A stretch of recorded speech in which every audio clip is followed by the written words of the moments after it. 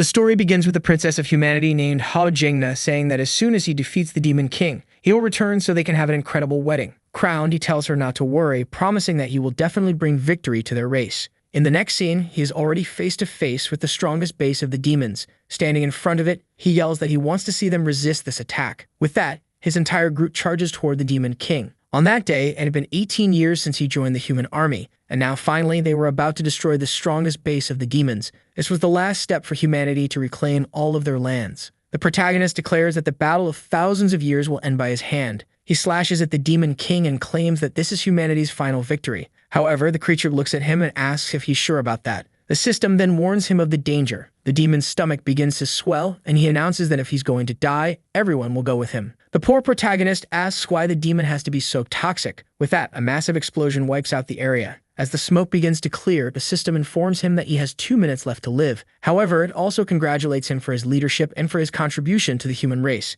As a reward for all he has done, he is given the chance to be reincarnated. The system asks if he wants to accept, and he clicks yes immediately. Only an idiot would refuse something like that. Then he hears a voice telling him to wake up because they're coming. He opens his eyes and realizes he has been reincarnated. Standing up, he mutters that the damn Demon King thought it would be easy to kill him. But right next to him, there's a group of horned demons staring at him. The protagonist looks around and asks why there's a bunch of ugly demons staring at him like that. An old demon named Lottie tells him to get moving because the Blue Union is coming and they're all going to die. Touching his face, the protagonist asks what the old man is talking about. Then he notices a mirror nearby and slowly moves to take a look. He is reincarnated as a ranky demon named Gan Dongwo. Panicked, he asks why in the world he reincarnated as a demon. He calls the damn system and demands an explanation as to why the hero of humanity has been reborn as a filthy creature like this. The other demons watch in confusion. The system appears and apologizes, saying there was a small error during the reincarnation process. He demands the system fix it, but it explains that, unfortunately, nothing can be done. In frustration, he grabs the system and demands to speak to the manager to find out who's running this mess.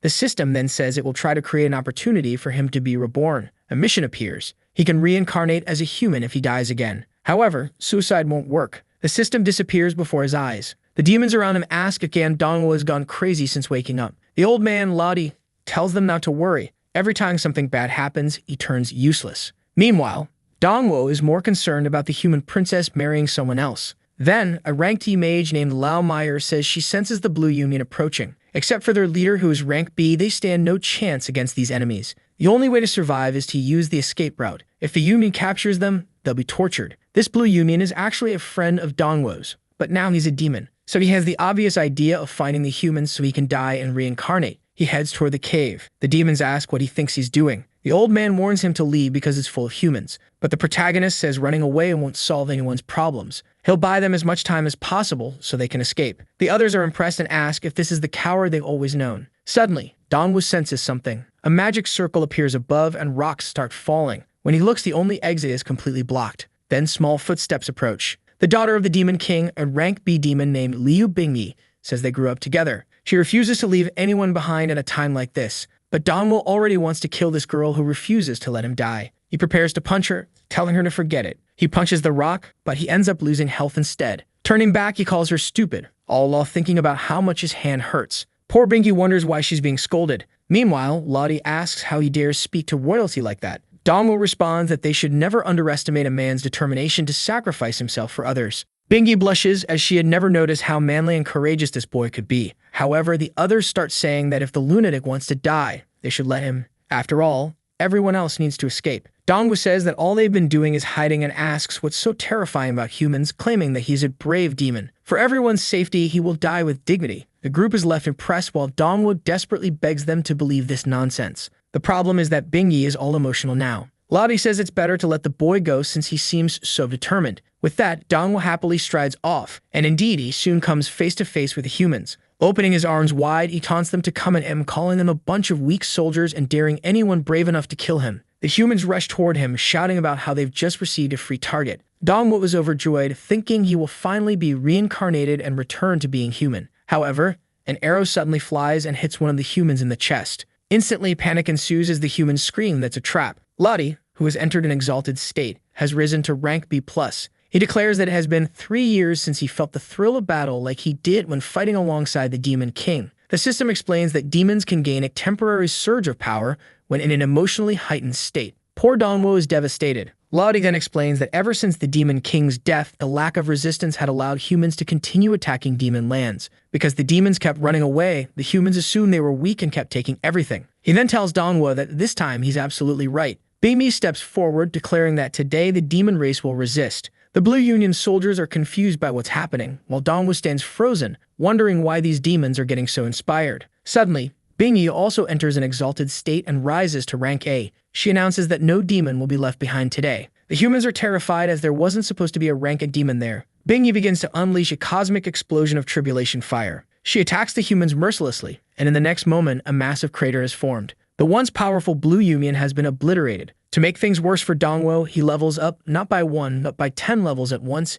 and gains a pile of items. The poor guy collapses to the ground, crying, saying that ever since his first day as a demon, all he has wanted is to die. The scene shifts to the capital city of Yu and the Hu residence. A horned demon named Kayan Duko, though calling them horn is a bit pointless, since everyone is, after all, asked about the failed plan. Another demon wearing glasses responds to the royal figure, confirming the plan's failure. The original idea had been to wait for the perfect moment when Her Majesty was completely surrounded by the Blue Union. At that exact moment, Master Chang Wujin would lead the demon army to rescue her dramatically. He would stand atop the corpses of the humans and bring her back by the arm, ensuring she fell for him. However, the plan was a complete failure because Bingyi entered an exalted state and wiped out the Blue Union. Ken Duko then turns to the demon on the throne and asks the general what they should do now. The figure on the throne, Huan, declares that all military power still rests in his hands. Using the influence of the 3 great demon orders, they will force her to marry his son. He commands his troops to march the next day and make a formal marriage proposal. That nonsense about winning her love is a complete waste of time. At that moment, Bingyi is thinking about the protagonist, recalling how manly he was in such a dangerous situation. She summons Lao Meyer and instructs her to bring Dongwo,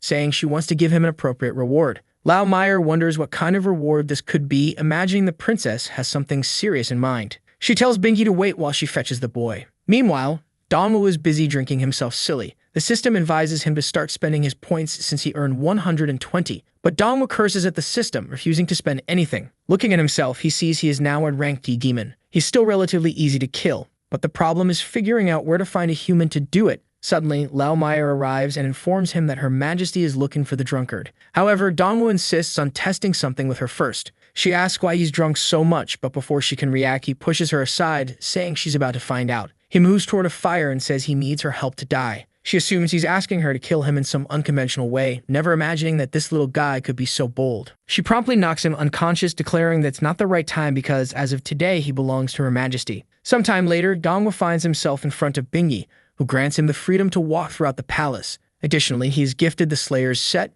which will allow him to become a true hero. Lao Meyer is stunned, realizing that Bingyi has just handed over the armor of the former Demon King as a gift. Dongwo examines the set, full of rare items, and wonders why he's been given such an overpowered collection. Knowing she wouldn't accept that gift, Dongwo simply steps away, saying he's leaving. Bingyi, with her curvaceous figure, is startled that the boy doesn't seem impressed by it. However, as he's walking away, some individuals are watching him. An old man named Wai Ming is furious that Dongwo received the Demon King's set just for what he did that day. He says that such a reward should only be given to a demon who demonstrates power to the world, calling it irresponsible to do otherwise. Wai Ming seems to be an ally of the general on the throne, as he mentions that this act forces him to side with the man. At that moment, Dongwo approaches and calls out to the old man, who's already itching to kill this shameless brat who dares to push his luck. But instead, Dongwo stretches out his hand and says the set can stay with him. Wai Ming is shocked, asking why he would give it up. Dongwo simply tells him to keep it, explaining that he's trying to die and a set like this would only hinder his plans. He then adds that it was Her Majesty who asked him to hand it over as a token of appreciation for all Wai Ming had done for the city. Before Wai Ming can respond, Dongwo dashes off, waving goodbye.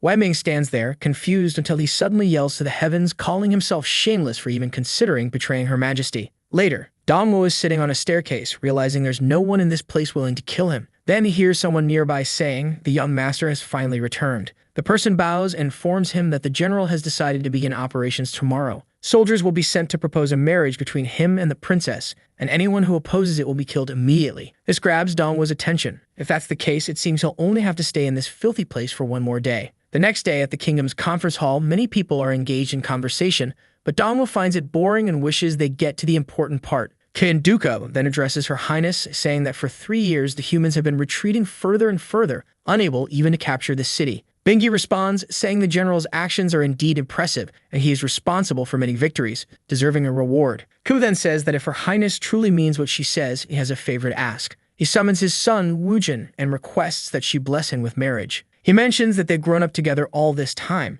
Bingi, seemingly a bit slow on the uptake, notes that they haven't seen each other in 3 years and asks who Woojin wants to marry. That's when Hu explains that he wants her to marry Woojin. She is shocked, asking what he's talking about since they don't even like each other. The general, however, says that's irrelevant. For the first time in thousands of years, a woman is ruling the city of Yun, and rumors of the kingdom's weakening are spreading. If she ascends to the throne alone, things will only get worse. However, she could easily silence everyone by marrying Woojin. The people behind him nod, agreeing that it makes sense. Besides, young Master Woojin is very handsome and would be a perfect match. Levity, however, is furious, calling the general disgusting for putting Her Majesty in such a position. Bingi seems torn, unsure of how to respond. Dongwu sees the opportunity he's been waiting for. He steps forward, prompting the old man to ask where he's going. Dongwu grabs Bingi's arm and says she shouldn't let threats dictate her decisions. Everyone has the right to make the choices that bring them the most happiness. Bingi, flustered, doesn't know how to respond. Dongwu then asks the others how they can shamelessly force something like this. That's when Wei Ming recognizes him as the same boy who gave up the armor yesterday. Bingi tries to apologize and says she won't accept the proposal. However, Hu interrupts, stating that he has worked tirelessly for this kingdom and all he asks for today is a reward. He advises her to think carefully about her decision. Lottie draws his bow and asks if the general is trying to force her to abdicate the throne this way. Wei Ming also steps in, warning the general to tread carefully. However, Huan declares that he holds all the military power in this place and asks if they're truly ready to start a war. Bingi lowers her head, asks everyone to stop, and says she agrees with the general's words. Dongwu, however, bursts out laughing. He says that as the rightful heir to the throne, Bingi has more claim to it than anyone else and should fight for it. He turns to Huo and asks why everyone is so afraid of him. The general approaches and asks who this child is. Dongwu spits in his face, calling him just a low-ranking general of the former demon king and questioning why he has so much military power. In the end, he's just a lackey, so it doesn't make sense for him to act so arrogantly. All this while patting the fool's face. To top it off, Dongwu declares that Bingi is not only the most formidable and powerful person in the kingdom, but also the most beautiful. So how could that strange son of his ever deserve her? The enraged general tells Dongwu to shut up and asks who in the world would be worthy of her, if not his son, who is a great soldier. The cheeky Dongwu claims that he is. After all, 2 days ago in the cave they connected on a deep level. Dongwu is confident that the damn general will finally kill him now. Lottie looks devastated while Mei Wei mutters that she knew this would happen. The audience begins to whisper that during the Blue Union invasion, Dongwu was the first to stand up and fight against them. Meanwhile, Bingi is emotional, moved by how far Dongwu is willing to go for her. The general, however, asks if Dongwu truly wants to die that badly. Of course, Dongwu does, pointing at his neck and saying that if the general has the guts, he should just strike there. Otherwise, he'll lose his head, as Dongwu not only publicly humiliated him, but also tarnished the dignity of Her Majesty. For all these unforgivable offenses, the general declares that he will grant Dongwu's wish. Activating a powerful technique, his fist glows and everyone begins to flee. In an instant, he stretches his arm back and punches Dongwu straight in the chest. Wei Ming rushes forward, shouting that it's too late now, while Dongwu cheers, telling Hao Jingna to wait for him. He'll finally reunite with her. The entire area explodes. Flames rise as everyone watches in shock, but Woojin appears confused. Someone emerges from the chaos, and Woojin wonders how this is even possible.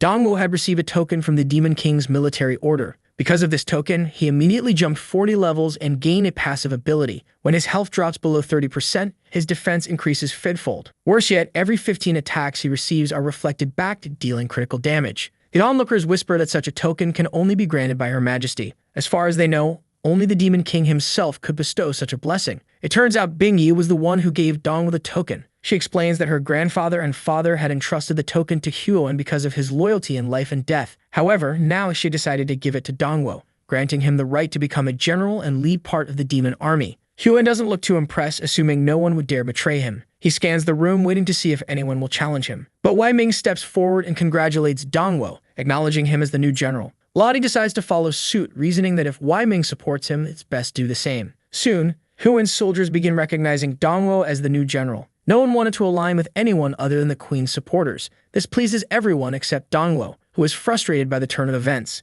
Left with no choice, Huan concedes, saying that since she entrusted the military order emblem to Dongwu, it proves she trusts him. However, he questions how such a weak soldier will command an entire army. To prove himself, Dongwu will need to lead a team through the ancient demon cavern, a test of survival only for those deemed worthy by the kings of old. The elders shout at Huan, calling the test ridiculous, as no one has survived the cavern in the past 100 years. Bingyi agrees, pointing out that the place is considered forbidden, as everyone who enters dies. But Dongwo's eyes light up with excitement. A cave where no one has survived in 100 years? Perfect. The general laughs, calling them all cowards. Dongwo raises his hand, agreeing with the general and asking where this ancient demon cavern is. He's ready to go now. His friends are wide-eyed in disbelief. 200 years ago, during the Great Crisis, the Demon King sacrificed himself to protect his people, sealing the last demonic element in the cavern for the next king to claim. However, no demon has managed to pass the test since then. Weiming explains that entering the cavern requires at least 2 people. Who else would dare go with Dongwo? The soldiers murmur among themselves, wondering who's crazy enough to volunteer. The general declares that if Dongwo wants to take the test, it's up to him to find a partner. That's when someone raises their hand. It's Wujin. His father slaps him across the face, demanding to know when he started making his own decisions. But Wujin calmly responds, asking if his father thinks he's inferior. The soldiers whisper that someone like Wujin, the future of their race, shouldn't risk himself. But Wujin insists that only one approved by the ancients can inherit the king's power, and if there's going to be a new demon king, it should be him. His father doesn't look pleased, but the decision is made. The next day, Duko approaches Wujin, congratulating him on the choice. He suggests that since Dongwo seems so weak, this could be an opportunity to kill him in the cavern. Out of nowhere, Wujin starts straightening his hair, saying he knows exactly what he's doing. Meanwhile, Meyer warns Dongwo that Wujin is selfish and that he should be careful. But Dongwo is thrilled, as Wujin's presence increases his chances of dying. Suddenly, Weiming arrives, addressing Dongwo as general and presenting him with the best buff and healing potions in the kingdom. Dongwo thanks him, but is obviously unhappy about it. Soon, everyone gathers at the entrance to the ancient demon cavern. Dongwo hands Wujin some potions. Meyer asks if they're ready, and Bingyi, standing strong and powerful, tells Dongwo that he must survive. While Wujin stares ahead, declaring that the next demon king of this place is about to be born, the formation activates and the golden circle disappears, taking both of them with it. Inside the cavern, Dongwo unlocks the mission Test of the Ancestors. Invisible rank D monsters are already observing them. Wujin comments that he can imagine the kinds of monsters that live in this place. Dongwo remembers that Meyer warned him about Wujin being very treacherous, so he knows he needs to stay cautious. He spreads his arms wide, announcing that he's only wearing a white armor set, meaning his defense stats are extremely low. Confused, Wujin doesn't understand why Dongwo is exposing himself like this when they don't even know who their enemies are. What Wujin doesn't know is that Dongwo is eagerly waiting for him to stab him in the back. Wujin summons a red blade and Dongwo grows excited, convinced that his moment has finally arrived. Suddenly, someone yells "flower" as something flashes past Dongwo. A creature appears, and in the next second, it's already been sliced in half. Dongwo is confused by Wujin's incredible potential, but before he can react, a swarm of creatures begins attacking them. Wujin stretches out his arm and summons another flower. As the creatures close in, he releases a flurry of petals into the air. A sudden burst of energy from his hands creates countless slashes, shredding the creatures to pieces. Wujin remarks that it's impressive Dongwo had already detected those soul bats. Using himself as bait to lure all the creatures and then taking them out in one fell swoop was a clever strategy. However, Wujin warns him not to think they are equals just because of something like that. Dongwo readily agrees, saying he knows he's nowhere near Wujin's incredible level. Not one to be humble, Wujin responds with, "Of course." The scene shifts as Wujin unleashes Annihilation Slash and activates the blade of the flower. Dongwo is left bewildered. His plan was to get stabbed in the back by this guy, but Wujin is so competitive that he's charging ahead, killing all the monsters instead. To make matters worse, since Wujin doesn't stop slaughtering the creatures, are all focused on him, leaving Dongwo in no danger whatsoever. Still, Dongwo is determined to eventually draw all the monsters' attention to himself. He realizes he has 408 points to spend and wonders if he could use them to help with this plan. Later, Wujin remarks that according to the map, they've reached the deepest part of the cavern. What strikes him as odd is that Dongwo hasn't killed a single monster yet. Wujin doesn't want to believe it, but maybe Dongwo really is just a weakling leeching off his experience. Suddenly, the ground begins to shake. The dungeon activates and a mission appears. Protect the Demon King's messengers. It's a high-difficulty mission with a 20-minute time limit. A horde of creatures emerges, surrounding them. Wujin's expression changes immediately. He activates his flower ability and throws it toward one of the creatures, but it effortlessly blocks the attack. The creature opens its arms and fires a laser into the sky, summoning a meteor that crashes down on Wujin. The explosion is massive, but Wujin survives.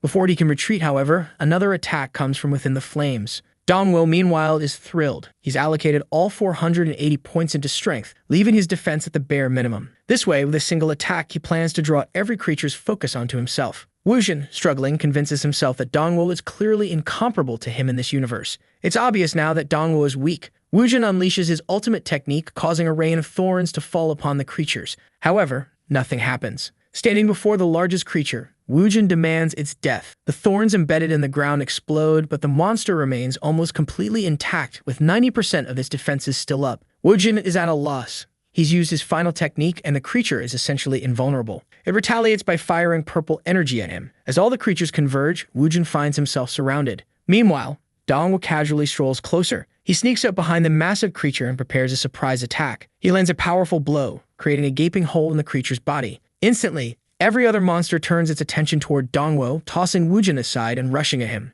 Dongwu is stunned by the sheer strength he now possesses. He never imagined that 480 points in strength would be so effective. Wujin, on the other hand, is baffled, concluding that the monster must have a weak spot on its back. It finally makes sense to him. Dongwu hadn't been attacking because he noticed this from the beginning and was deliberately creating the perfect opportunity. Now surrounded by monsters, Dongwu receives a system notification. You draw the attention of all creatures. Standing confidently with his arms crossed, Dongwu grins. His strategy has finally worked, and he's become the monster's sole target. One of the Renka creatures leaps at him, and Dongwu is certain it will finish him off. He gestures with his finger, taunting it to come at him, and opens his arms wide in celebration. Finally, he's going to become human again. But just as the monster is about to strike, a flower appears from behind him. Wujin activates the piercing petal shift. Wujin manages to cut down the creature, leaving Dongwu stunned as the remains fall to the ground. Only 3 messengers remained. While Dongwu feels desolate, Wujin comments that he liked Dongwu's strategy of drawing the enemy's attention. With Wujin having just dealt significant damage, the creatures turn their focus back to him. Dongwu, tearing his hair out, wonders what this guy is talking about. He had worked so hard to become the target of all the monsters. Wujin runs off, and Dongwu chases after him, shouting that there's no way he's letting this guy die now. Dongwu punches another creature, creating a massive crater in the ground. He spreads his arms wide and declares that the buff is now with him. Sticking his tongue out at the creatures, he taunts them to attack, proudly proclaiming himself as the perfect target. Standing still with a smug smile, he waits. But of course, Wujin attacks from behind again. The creature shifts its focus, and Dongwu yells at it not to flee. Unfortunately, his next punch lands, completely depleting the creature's health bar. Now only 1 messenger remains. Dongwu rushes toward it, pleading, "For the love of God, hit me already." The creature raises its blade, aiming it at him. Dongwu smiles, ready to finally meet his end. But before the attack can land, another peal strikes from behind, slicing the creature apart. The remains fall to the ground, and all enemies have been defeated. Wujin compliments Dongwu, saying his combat instincts are truly remarkable. He admits he didn't expect them to work together so efficiently.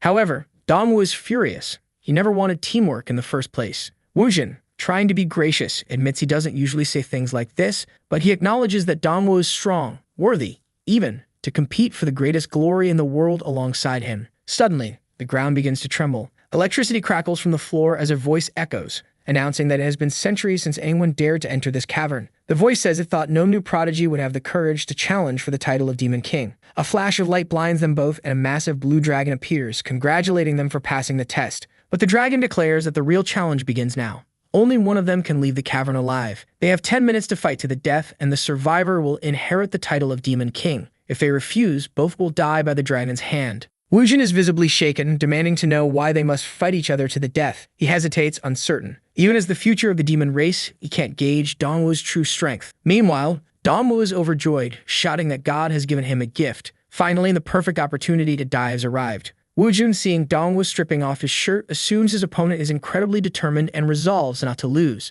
While Wujin prepares for battle, Dongwu continues undressing, losing 50 defense points as he discards his armor. Standing in nothing but shorts and his dimensional backpack, Dongwu yells at Wujin to hurry up and strike him in the chest to claim the Demon King's title. "Just hit me already?" Dongwu urges. "One attack and you'll become the strongest of our generation." But Wujin grows suspicious. Why would Dongwu agree to come to this place and now, just a step away from claiming the title, want to give up? It doesn't add up. Dongwu, frustrated, mutters to himself about how stubborn this guy is, shouting again for Wujin to take the reward already. Wujin places his blade at Dongwu's neck and says, "You've earned the trust of Her Majesty, military power, and extraordinary strength. Even with normal attacks, you've been taking out Renka plus demons. If we fought seriously, I might not even win. So why are you trying to surrender?" Dongwu replies that the city of Yun needs the Hu family. General Hu has followed the king's orders for years and sacrificed everything for this place. He's the true hero of the land, while Dongwu is just a lucky kid whose life doesn't compare to that of a general and his prodigy son. For the good of the demon race, Dongwu insists he needs to die here. Wujin lowers his head, recalling his mother's words that he should grow up to be a boy with a heart of gold. He realizes that the demon race will only truly become strong if they unite. Deactivating his blade, Wujin admits he has been humiliated. The boy before him, willing to sacrifice himself for the demon race, is the true heart of gold. Meanwhile, Wujin had entered this cavern intent on killing Dongwo from behind. It's difficult to admit, but he had prioritized the title of Demon King over the good of the demon race. The dragon interrupts, reminding them they have only 8 minutes left before both will die. Dongwo starts screaming, demanding to know why Wujin hasn't killed him yet. Wujin calmly says, "The Demon King said we'd both die in 10 minutes. So in the meantime, I want to try something different." Wujin brings his hands together, channeling energy into a massive dispersing blossom technique. The energy begins to expand, enveloping the cavern as the dragon watches. A sudden explosion consumes the entire cavern. The dragon roars, demanding to know how they dare attempt to break through the barrier. It's only been 8 minutes. Wujin, now in an exalted state, has advanced from rank A to rank A+. He turns to Dongwo, asking what he thinks about teaming up to defeat the dragon. But Dongwo bursts out laughing, declaring they're overestimating themselves. Wujin stands confidently, declaring that he now feels complete with power. The guy activated another boost, quadrupling his strength and doubling several other attributes. Dongwo, watching from a distance, mutters that this is going to be a problem. It's becoming increasingly complicated for him to die. Wujin charges at the boss, activating an illusion technique. The boss, however, fires a laser straight at his head, seemingly evaporating him. But wait, no. It was only an illusion, and Wujin appears from behind, dealing 150 damage. Unfortunately, the boss has 99,000 HP. Undeterred, Wujin clings to the ceiling, boasting about his resilience before launching another attack. A laser comes his way, but he dodges and unleashes a flurry of slashes. The problem is, each attack only does 220 or 100 damage, barely making a dent in the boss's massive HP pool. Despite the meager damage, Wujin successfully draws the Demon King's attention. Suddenly, a thick cloud of smoke surrounds Wujin. He looks around in confusion before being struck in the face by the boss's tail. The impact sends him flying, and he lands right next to Dongwo. Dongwo is now terrified. If Wujin dies, he might end up inheriting the title of Demon King. The massive dragon lifts its head, preparing an attack. The blast hits Dongwo square in the chest. He's bombarded with attacks while Wujin just stands there watching. Dongwo's HP drops to 1,400 and falls to his knees. Wujin, furious, is moved by how heroic Dongwo is, blocking what would have been a fatal attack meant for him. Wujin pulls a potion out of his pocket, which restores 10,000 HP, and immediately tosses it at Dongwo. Dongwo looks at his HP bar and turns to curse Wujin, but it's too late. Wujin is already preparing resistance and regeneration potions. The barrage of potions rains down on Dongwo, boosting all his attributes. Reluctantly, Dongwo thanks him while standing, now fully buffed. But Wujin wastes no time, charging at the boss with laser-like speed. Wujin closes in on the boss's face, clenching his fist, which glows with green energy. Teleporting from below to above, Wujin lands a series of blows. However, the boss manages to paralyze him with a technique, leaving Wujin open for an attack. Just as the boss is about to strike, Dongwo rushes in from behind. Throwing himself in front of Wujin, he declares, "I'll block this." He takes another laser straight to the stomach. His HP starts dropping, and he's thrilled until Wujin throws another potion at him, healing 5,000 HP. Dongwo, furious, yells at Wujin to stop tossing potions, but Wujin just smiles and says, "Don't worry, I'll always have your back, my friend." Together, they continue fighting the Demon King in the cavern until the boss's HP bar finally drops to half. Wujin, crouching, remarks that at this rate, they might actually win. However, the system warns them that reaching half HP has triggered the boss's passive ability, Lake's Return, a rank SS skill that regenerates 100,000 HP per minute. Wujin, stunned, exclaims that this makes no sense. Even if they attack non-stop, they wouldn't be able to outpace the regeneration. The boss taunts them, saying they're far too weak, and it's laughable that they believe they could kill a god. With a deafening roar, the boss inflicts massive damage on both of them. The roar applies numerous debuffs, including poison, which causes their health to steadily decline. Both warriors collapse to the ground. Dongwo is nearly face down, while Wujin activates a one-time survival skill that saves him from death. He struggles to stand, but their potions are completely depleted. The boss raises its head, preparing a final attack. Both fighters know they've lost. But Dongwo says they haven't lost just yet. He explains that as long as he dies, Wujin can complete the challenge. Placing a hand on Wujin's shoulder, Dongwo tells him to claim the title of Demon King. Wujin, confused, asks what he's talking about. As the dragon unleashes his final attack, Dongwo grabs Wujin by the collar and hurls him away, shouting for the future of the demons. Wujin, mid-air, watches helplessly as Dongwo stands his ground. For a moment, Dongwo thinks that for a demon, Wujin isn't all that bad. As the attack engulfs him, Dongwo is vaporized. Sometime later, a golden light descends from the heavens, shining upon Wujin. The dragon congratulates him for passing the ancestor's test. It explains that in the past, the ancestors sacrificed their lives to protect the demon race. The Great King sealed the most precious ability within the demon cavern, awaiting someone worthy to claim it. For over 200 years, every demon who passed the test ended up fighting each other,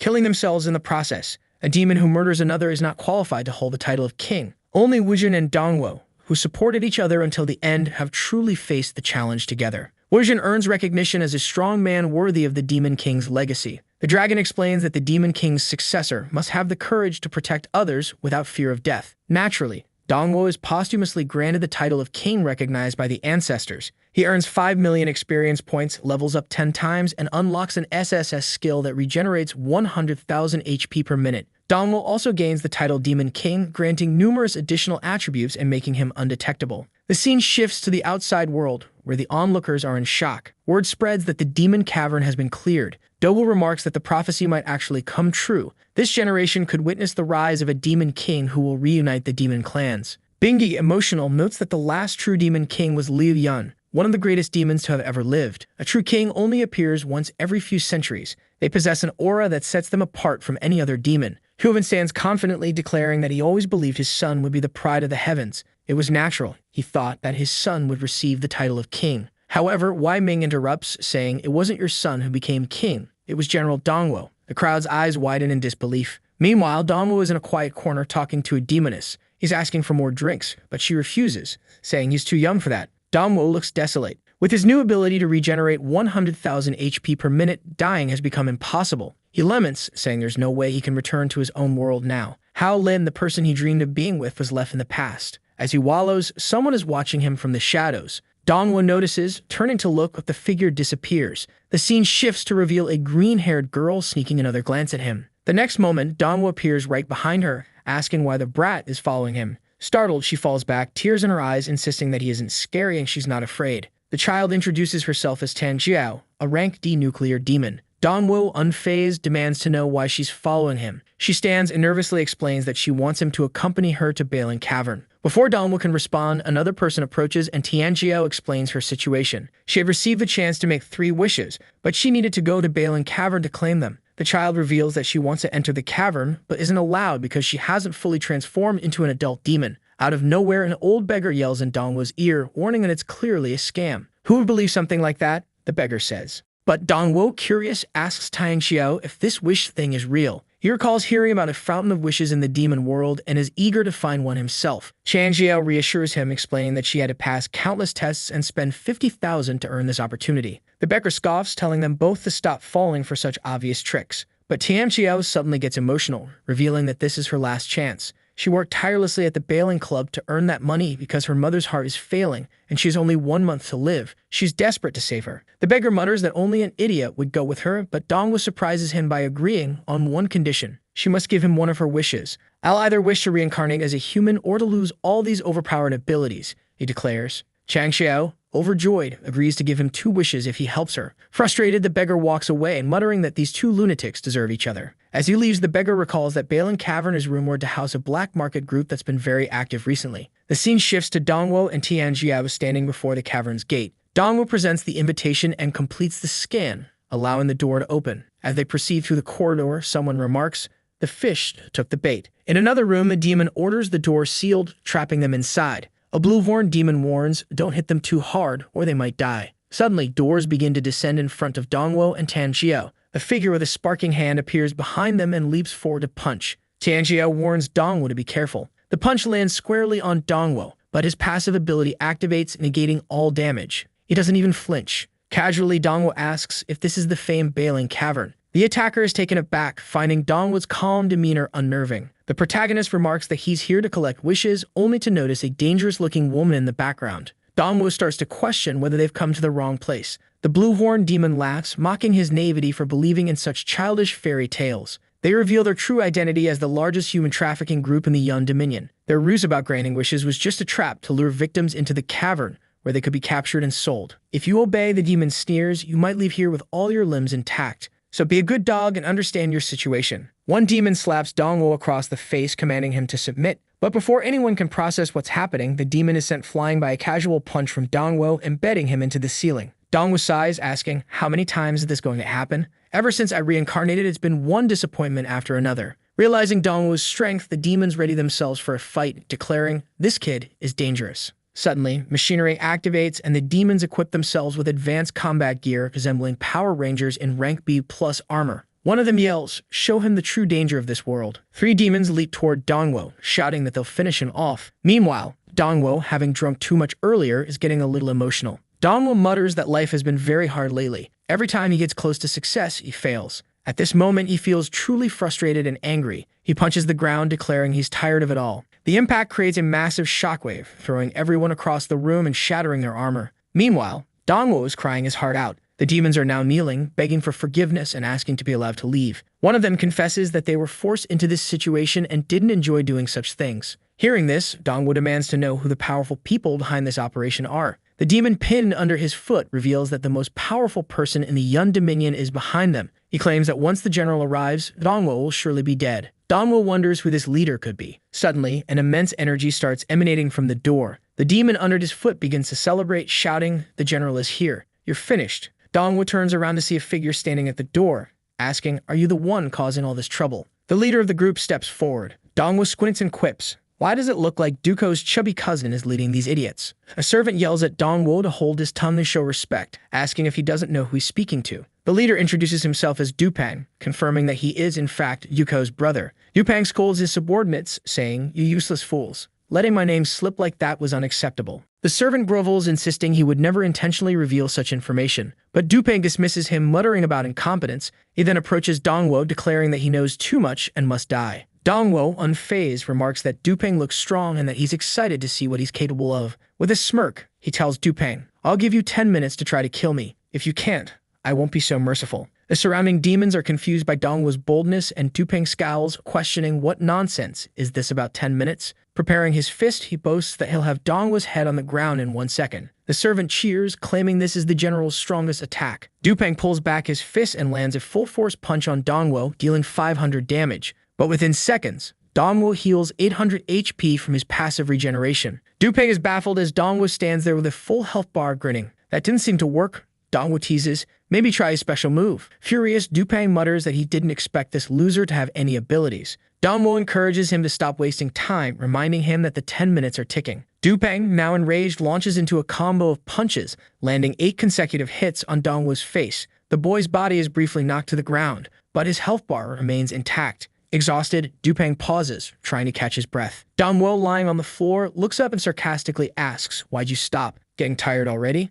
His taunts infuriate Dupang further, and the general leaps into the air, preparing a meteor strike. The attack hits Dongwu directly, but it activates his counterattack passive ability. With a massive shockwave, Dupang is sent flying, taking 2,800 damage to the face. Staggering back, he stares at Dongwu in disbelief, trying to comprehend what's happening. The servant finally realizes who Dongwu is, whispering that's the pervert who caused trouble at the castle. He went to the ancestral cavern. How is he alive? Dupang wipes his face and sneers, declaring he now remembers Dongwu. "You're nothing but a filthy demon who only got this far by relying on women. I, on the other hand, am an A-class demon with 2 demon hearts, the future commander of this clan." As Dupang boasts, a set of A-class equipment descends from above, equipping Dongwu automatically. The boy cheers, now powered up, and taunts Dupang to come at him again. Dupang raises his hand to the sky, summoning his strength, and charges at Dongwu. His punches land repeatedly, dealing 40 to 50 damage per hit. However, the damage numbers are far too low compared to Dongwu's passive regeneration. Then, as Dongwu's passive counterattacks activate multiple times, Dupang is curled across the room, taking 3,000, 2,000, and 10,000 damage. His HP bar rapidly depletes until a final hit of 8,400 leaves him nearly defeated. Falling to the ground, the servant cries out for the general, who collapses like a sack of potatoes. Dupang's own survival passive activates, sparing his life once, but he's left disoriented. Struggling to his feet, Dupang demands, "Why are you still standing there with a full health bar?" Dongwu smirks and replies, "Because your 10 minutes are up. Is that all you've got?" Dupang drops to his knees, pleading for forgiveness. "Please don't hurt me," he begs. "I'll give you anything you want." Dongwu calmly states, "The only thing I want is someone who can kill me." Dupang looks at him in horror, whispering, "That's impossible. No one deserves something like that. Who are you?" Before Dongwu can answer, someone at the doorway calls out for the general. It's Duko, who steps in and coldly observes the scene. The servant begs Duko to save his brother, but Duko replies he brought this upon himself. If Dongwu wants to kill him, so be it. Duko apologizes, saying it was his mistake for letting this situation escalate. Dongwo dismisses him, replying, "Whatever, I don't even care about that chubby guy's life," as he kicks a pebble and mutters about how weak everyone is. But suddenly, he stops, remembering something. Turning around, he asks, "Dupeng, did you really say you'd give me anything I want?" He approaches, narrowing his eyes, and asks if it's true that Dupeng has 2 demon hearts. Dupeng, panicked, denies it, calling it absurd and claiming he'd never have such a thing. The scene shifts to a hospital, where Dupeng is stretched out on a gurney, begging his brother Duko for help. But the doctors prepare the anesthesia, reassuring him, "Don't worry, with 2 hearts, you won't miss one." Outside the hospital, Tanjio thanks Dongwo profusely, saying that without him, her mother would have died. But Dongwo is distracted, impatiently asking when his wish will come true and wondering what Howlin is doing at this moment. Meanwhile, Duko is discussing with his subordinate about the energy reserves of the Demon Kingdom. Duko emphasizes the importance of this energy. It's the only way the Yun Dominion can defend itself against the humans who are already advancing. The scene cuts to a fleet of spaceships soaring over a base. A blonde commander raises his hand, ordering the troops to prepare. In another part of the base, someone behind a curtain mentions they're doing this for Xiaofeng. Dongwo, still lamenting his fate, suddenly recalls why he misses that girl so much. She had potential, and it seems she genuinely liked him. Xiaofeng is shown muttering that although Dongwo's body isn't with her, she feels certain they'll meet again soon. Dongwo, however, cynically imagines that she's probably already with another guy raising 5 kids while he's destined to be a loser. At that moment, a group of bandits ambushes him, causing 100 damage. Dongwo screams at them, "Didn't you eat properly? Just cut my head off already." The bandits, confused, mutter about what kind of lunatic they're dealing with. Meanwhile, Dongwo, disheartened, wonders why no one can manage to kill him. Suddenly, Dongwo wakes up, shouting for someone to kill him. He shakes his head, muttering that he's been dreaming too much lately. Meyer enters, welcoming him back and informing him that Her Majesty has called an emergency military meeting. Dongwo, so groggy, follows her as the scene shifts to the meeting. Bingbi informs the generals that an immense human army is approaching their city. The attack will arrive sooner than expected and consists of over 10,000 soldiers. She explains that this is why she summoned the most important generals of Yun to discuss strategy. The last time they faced a battle of this scale was 10 years ago, and they barely survived. Huan recalls how they managed to survive that attack by employing guerrilla tactics and assassinating the human leader. That was the only reason the Yun Dominion still exists. However, he reminds everyone that the previous attack involved 5,000 soldiers, and the demons barely made it out alive. Now they're up against double that number. While the strength of the demons hasn't grown, they must somehow endure. Their only option is to buy time until reinforcements can arrive. Turning to Dongwo, Huan asks for his opinion on this matter. Dongwo, however, is only half listening, his mind racing. He calculates that if 1,000 soldiers could deal 100 damage per minute, he might finally take more damage than his passive can heal. In other words, being surrounded by this massive army might finally allow him to die. He pounds the table, declaring, "What an excellent opportunity." Rising from his chair, he insists they take the fight to the humans, meeting them face to face outside the city walls. The room falls silent, stunned by his suggestion. Even Huan slams the table, accusing Dongwo of recklessness. "This is a life or death moment for the Yun Dominion. How can you speak so carelessly?" Dongwo retorts that if they barely survived against 5,000 soldiers, it's ridiculous to think the same strategy will work against a double force. "The worst thing we can do is sit here, waiting for reinforcements," he says. "What will you do when, in a few years, they return with 20,000 soldiers? Who will you trust with the kingdom's future then?" He challenges the room, asking, "Why doesn't anyone here have the courage to take control of their own future? And what's this nonsense about the demons not growing stronger? Have you all forgotten who I am? I am the greatest enhancement to our military strength." Bingyi, visibly emotional, listens intently as murmurs spread among the generals, commenting that this is the first time they're hearing a true demon king speak. But Huan interrupts, accusing Dongwo of recklessly sending thousands of demons to their deaths. He adds that Dongwo has never been on a battlefield and has no idea how cruel it is. Dongwo counters, questioning whether Huan really believes victory will come without risk. He mocks the idea of relying on outdated guerrilla tactics and calls out Huan's defeatist mindset. "Do you really think you can win with that attitude?" he asks. "How can any soldier forget the most important thing on the battlefield, the spirit of victory?" To prove his commitment, Dongwo makes a bold declaration. "If we lose this battle, you have my permission to execute me publicly in front of everyone." The old man is visibly emotional, while the others simply stare in stunned silence. Wujin, however, smiles, commenting he really knows how to inspire people. Bingyi stands, declaring, "I understand now. In this war, General Dongwo will receive all our troops and have full command. Instead of standing idle, we will open the gates and meet the enemy head-on." Sometime later, in military camp inside one of the tents, Huan addresses his subordinates. He reminds them of the countless battles they fought against the human army, but this time, the humans aren't just more numerous, they're also far stronger. He admits they don't stand a chance of winning and refuses to let the soldiers who have followed him for decades throw their lives away. Taking a moment to gather his thoughts, he raises his voice, commanding his officers. When we're called to the battlefield, this time stay in the city. Do not follow Dongwa's orders. If Her Majesty blames anyone, I will take full responsibility. A few days later, the 21st Legion of the Sacred Territory reaches the Yun Dominion. Through binoculars, a human officer observes the city and remarks, "The fall of Yun City is finally upon us." Turning to his subordinate, he orders them to begin the circus. The directive is clear. No demon is to be spared this time. Missiles are fired at the city walls. Guards on the ramparts spot them and begin casting electrical magic to intercept the projectiles. For a moment, it looks like the missiles are exploding harmlessly midair. However, they continue advancing through the magical defenses. One of the demon guards is obliterated almost immediately. Meanwhile, Dongwo watches from the wall, grinning. "They finally arrived," he says. From within the smoke, a horde of robots begins marching toward the city. As the attack commences, Huan approaches Dongwo. Turning to his men, Huan reminds them of the plan they discussed. However, even those officers seem uncertain which general they should follow. Dongwo notices the hesitation and shouts, commanding everyone to stay within the city walls. His voice carries authority, and his words leave everyone wide-eyed in confusion. This battle, Dongwo declares, belongs solely to the king. Without hesitation, he leaps off the wall, landing directly in front of the advancing human army. The human soldiers stop, bewildered by the lone demon standing against them. Lu Renjia, a human mage leading the forces, watches from a distance and frowns. "Why did he come alone?" he asks, suspicious. "There are still many demons stationed on the walls," so Renjia wonders if this is some kind of trap. Meanwhile, the demon army remains perplexed, unsure why Dongwo gave such a reckless order. Huan, watching from the wall, is convinced Dongwo has lost his mind. "There are tens of thousands of humans out there," he mutters. How does he plan to face them alone? Standing boldly in front of the human army, Dongwo smirks. "I've heard humans are quite strong," he says, beginning to remove his armor piece by piece.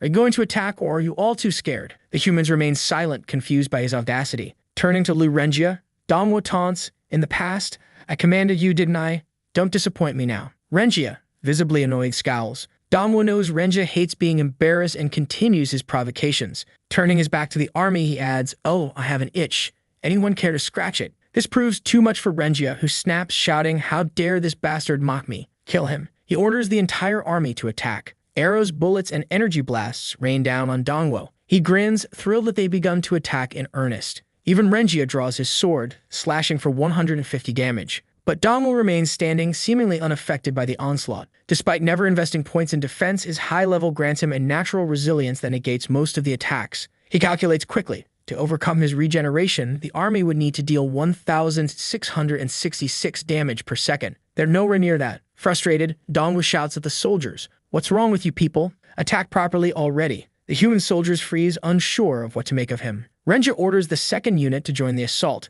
More robots arrive, including a massive one equipped with a laser cannon. The cannon charges and fires a concentrated beam straight into Dongwo's chest. Dongwo laughs, encouraging them to keep it up. "Come on, hit me harder." From the walls, Huan watches in disbelief. He begins to wonder if Dongwo's confidence wasn't misplaced after all. Could it be that from the very beginning, he truly believed he could win alone? Meanwhile, Dongwo is taking 50 hits per second and finally starts celebrating. Watching his health bar drop, he exclaims, "It's been so long since I've seen this beautiful red color." But then his passive counterattack activates. One of the reflected attacks strikes his soldier directly in the chest, killing him instantly. The soldiers panic, trying to figure out what just happened. An injured officer, gasping for breath, warns, "This demon isn't normal." Before he can finish his sentence, Dongwo's counterattack triggers again, killing another soldier. Renjia starts to piece things together. Something's wrong. This must be part of his plan, he mutters. He orders the entire army to cease their attack immediately. Renjia recalls a legend the general once told him of an SS-ranked demon king, a being with immense resilience who was able to restore the demon race while he lived. According to history, this creature should have died long ago. Renjia stares at Dongwo, baffled. If that demon king is long dead, then who is this guy? Dongwo continues yelling at the soldiers, demanding why they stopped attacking when they have an army of over 10,000 men. However, the soldiers are only muttering among themselves, commenting that his health has already fully recovered. Renjia commands his troops, "Don't fall for his provocations. Something is clearly off when attacking this guy." He then states that their mission was merely to draw out the strongest member of the demon army, and they already achieved that. "Everyone, retreat," Renjia orders. "Minimize the casualties." With that, Dongwo is left standing alone. On the wall, Meyer questions why the humans are retreating. She calls for the Imperial Guard and orders them to advance alongside her. Wujin, standing beside her, commands the entire demon army to follow him. Dongwo hears something behind him and, turning around, sees the entire demon army charging forward. Renjia, seeing this, mutters in disbelief, Why are those lunatics attacking now when we're trying to retreat? To make matters worse, the humans' abilities are still on cooldown. The demon army advances, shouting that anyone who dares step into their territory must be punished. Meanwhile, Huan finally admits to himself that he's getting too old. He hadn't realized how dependable Dongwo truly was, someone who truly deserves the title of king. He addresses his troops and declares, "Listen to me. From now on, follow General Dongwo's orders. This time, we'll ensure these insects never return." The soldiers salute, raising their weapons, and begin to advance. But then someone behind Huan yells, "This is bad." Huan turns around and the soldier informs him that the human army has deceived them. This attack was just a distraction. They've already infiltrated the city. The soldiers stationed at the eastern gate have been completely wiped out, and within the city of Yun, a massacre is underway. The scene shifts to chaos. Humans are stomping on Dongwo's green-haired friend, while the chubby demon has already been beheaded. Shocked, Huan asks, "How is this possible?" The humans are carrying the chubby demon's severed head through the streets. One of the invaders marches toward the castle, declaring that demons are useless. Inside the city, only Wei Ming and Bingi remain standing. Bingi remarks, "This human is incredibly strong." Wei Ming urges her to flee, while he tries to buy some time. The blonde human merely smirks and states,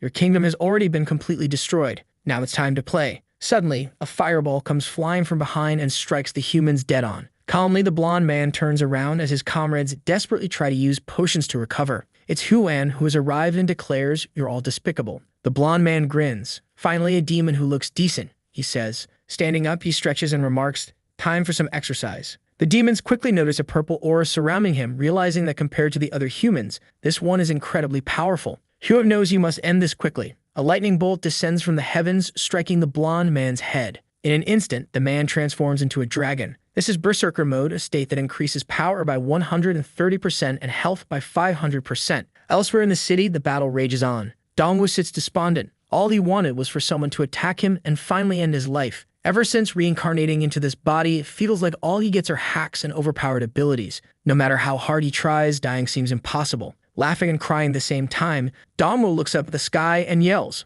"What do you want from me? Do you really want me to become the Demon King?" At that moment, a lightning bolt crashes down from the sky, striking Huan. Dongwo rushes to the scene, stunned to find everyone dead. He asks himself why demons and humans are fighting in the middle of the city. Then he hears a voice begging for someone to spare his daughter. Looking to the side, Dongwo sees a soldier taunting a man, saying they'll take his daughter and there's nothing he can do to stop them. One of the soldiers wearing a hat mocks the father, telling him they're going to have a lot of fun with his daughter. The father, lying on the ground, screams for them to let her go. In response, one of the soldiers stabs the man's hand and sneers. In the end, the victor becomes king. But before he can finish, he's kicked in the face and dragged across the ground. Dongwo watches, realizing something is deeply wrong. The soldier in the hat notices him and mutters, "Why is there still a demon alive?" They drop the girl and charge toward Dongwo, shouting that they need to finish him off. As they approach, Dongwo reflects that war is a cruel place where the victors take everything. However, he's already forbidden humanity from engaging in this kind of behavior. He delivers a devastating punch to one of the soldiers, sending him crashing to the ground nearly dead.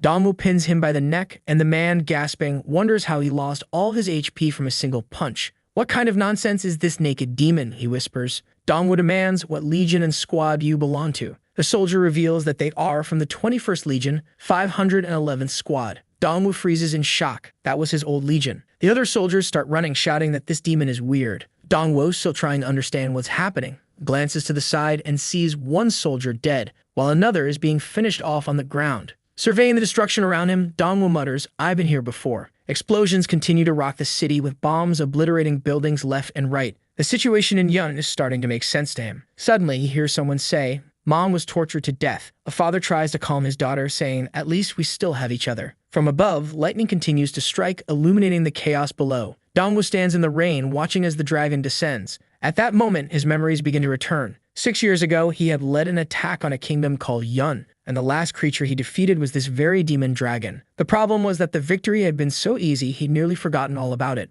Now, Dongwo recalls the system and the words it had spoken about reincarnation. It wasn't just that he had been revived. He had been sent back 6 years into the past. This revelation leads him to question, who is leading this army? What happened? And where is his original body? In the skies, Jin Mei, the beloved princess of the healthy humans, observes the unfolding chaos. She remarks that the hatred between the races is flaring up again, noting that Dongwo was always the only one who stood apart. She reflects that war is only necessary when it's for protection, but humanity had been using it to spread unparalleled brutality throughout the world. Meanwhile, Dongwo continues walking through the ruins of the city, trying to make sense of it all. As far as he remembers, the 511th Squad had strong convictions and discipline. When they defeated the demon dragon, they had even liberated the other demons. Elsewhere in the city, a man steps on Tam Xiao. She cries out for her mother, who tells her not to worry and urges her to run away. But then a blue flame ignites within Tam Xiao, and she seems to lose consciousness. Bao Lai, one of the captains of the 511th Squad, observes this with amusement, commenting on how much charm this demon woman possesses. Witnessing this, Dongwu declares that something truly unforgivable has just occurred. The scene shifts to a door. Inside, people are celebrating, saying that the lady of the house has given birth to a healthy boy. Huan opens the door and asks where his son is, while the demons outside remark that they've never seen him so happy. Huan picks up what appears to be the baby, cradling him gently. He promises to take care of the child so that he will grow up strong and protect the kingdom of Yun. Back in the present, a golden lightning bolt cuts through the skies, striking the dragon. Despite this, Huan defiantly declares that he will never allow scum like them to destroy the kingdom of Yun. The human warrior opposing him, however, seems unfazed. Calmly, he remarks, "For a dragon, you have quite the long health bar. But it's time to end this." He leaps toward Huan, delivering a direct attack to the dragon's head. Golden slashes carve through the air, and it becomes clear that Huan cannot withstand this assault. The human lands with a confident swagger, one hand still in his pocket. Huan reverts from his dragon form, realizing that this human had been toying with him from the start. With his current strength, no one here could stand a chance against him. The human warrior coldly remarks that he still isn't satisfied. Raising his sword, he prepares to finish Huan. But just as he strikes, someone blocks the attack. Confused, the human looks up as the demons glance behind them in shock. At first, Dongwu appears to have intervened, but no, it's Wujin, who has arrived to protect his father. Wujin declares that he is here to kill this intruder.